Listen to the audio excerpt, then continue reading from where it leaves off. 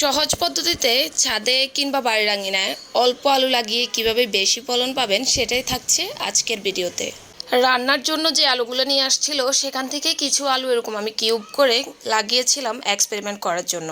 গোবর সার, ছাই এবং মাটি একসাথে মিক্স করে আমি এই আলুর জন্য মাটিটা রেডি করেছিলাম। তারপর ছোট করে কেটে রাখা আলুর এই কিউবগুলো আমি মাটির উপর বসিয়ে দিলাম। অবশ্যই খেয়াল রাখতে হবে আলুর যে সাইডটাতে চারা এসেছিল ওই সাইডটাই যেন মাটির উপরের দিকে থাকে।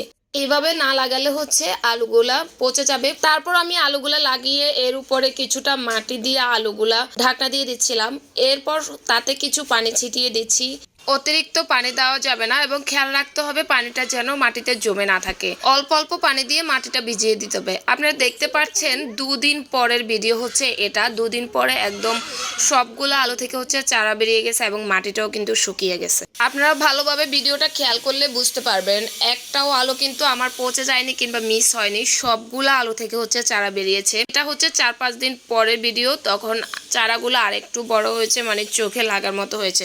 তারপর মাটিটা শুকিয়ে গিয়েছিল। আমি ভালোভাবে পানি দিয়ে আবার মাটিটা ভিজিয়ে দিচ্ছিলাম। এটা আলু লাগানোর 10 দিন পরের ভিডিও। মাশাআল্লাহ, চারাগুলা দেখেন একদম হৃষ্ট হয়ে আছে। খুব সুন্দরভাবে তাকিয়েছে, তাই না? শুধু ছাদে নয়, আমি বাড়ির আঙ্গিনাতেও কিছু আলু লাগিয়েছিলাম মাটিতে, অ্যান্ড সেগুলোই আপনার ভিডিওতে দেখছেন। কিছুদিন পর চারাগুলা বড় হয়েছে আর আমি পানি দিয়ে দিচ্ছিলাম ভালোভাবে। টবের মাটিতে পানি কম লাগলেও এর নিচে মাটিতে যখন আপনি কোনো গাছ লাগাবেন তখন কিন্তু পানির পরিমাণটা একটু বেশি লাগবে, কারণ বারবার পানি শুকিয়ে যায়, প্রতিদিনই পানি দেওয়া লাগে। এই গাছগুলো প্রায় 20 দিন পরে দেখুন মাশাআল্লাহ কি সুন্দরভাবে গাছগুলো হয়েছে। আপনারা খেয়াল করলে বুঝতে পারবেন গাছগুলো কিন্তু ধীরে ধীরে অনেক বড় হয়ে গিয়েছে। আর আমি গাছের গোড়ায় কয়েকদিন পরে কিছুটা ছাই দিয়ে দিয়েছিলাম। পোকামাকড়ের আক্রমণ থেকে রক্ষা করার জন্য গাছে ছাই ব্যবহার করা যেতে পারে। আলু গাছের খাবার হিসেবে আমি শুধুমাত্র খৈল ব্যবহার করেছিলাম আর এই ছাইটে দিয়েছিলাম। এর বেশি কোনো খাবার না দিলেও চলবে, তবে খেয়াল রাখতে হবে মাটিটা যেন লুজ থাকে।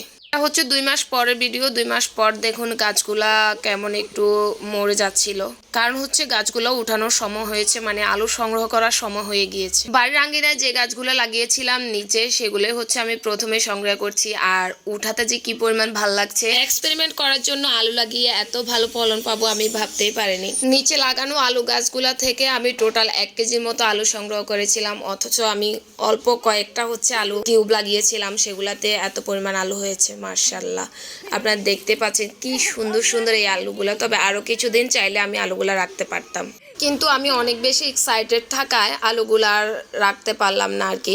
তো এটা বালতিতে যে আলুগুলো আমি লাগিয়েছিলাম সেখান থেকে এই আলুগুলো কালেক্ট করছি। তবে হ্যাঁ, নিচে থেকে আমি টবে যে আলু গাছগুলো লাগিয়েছিলাম ছাদে, সেগুলো থেকে আমি ভালো আলু কালেক্ট করতে পেরেছি। হয়তোবা খেতে কিংবা জমিতে করলে আপনার আলুর পরিমাণ অনেক বেশি হতো, আপনার সারাটা বছর হয়তোবা এই আলুতে চলে যেত। বাট ছাদে কিংবা বাড়ির আঙ্গিনায় আপনার অল্প একটু আলু যে কি পরিমাণ শান্তি আপনাকে দিবে তা আপনি কাউকে বলে আসলে বোঝাতে পারবেন না। আমি নেক্সট ইয়ার আরো বেশি করে আলু লাগাবো ইনশাল্লাহ। আপনিও কিন্তু অবশ্যই ট্রাই করবেন। বাই।